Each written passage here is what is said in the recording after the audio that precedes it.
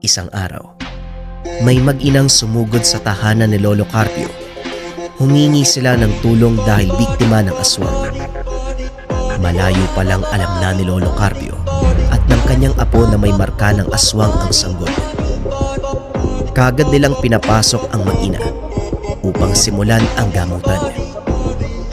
Dahil sanay si Lolo Carpio sa ganitong panggagamot, mabilis niyang natanggal ang marka ng aswang. Iha, mas mabuti siguro dito na kayo magpalipas ng gabi. Siguradong babalik ang aswang. Nag-iwan siya ng marka sa bata at yon ang gagamitin niya upang matuntun kayo. Dahil sa pangamba, pumayag ang ina na manatili sa bahay ni Lolo Carpio upang magpalipas ng gabi.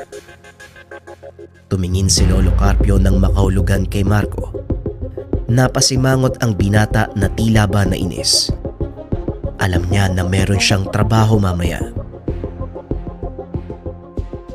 Pagsapit ng gabi, binantayan nila ang mag-ina. Nasa loob ng kwarto ang tatlo kasama si Lolo Carpio.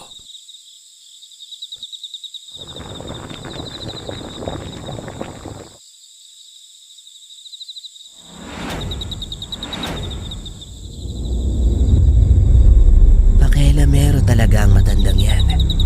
Sagabal sa lahat ng plano. Balita ko, malakas daw si Lolo Carpio. Matanda na yan. Kayang-kaya natin siya. Halika na, pagtulungan natin. Hindi tayo sigurado kung siya lang mag-isa ang nakatira sa tahanan. Baka meron siyang kasama. Sa pagkakaalam ko, dalawa silang nakatira dyan eh. Kasama yung apo niya. Marco ang pangalan. Mga ulupong.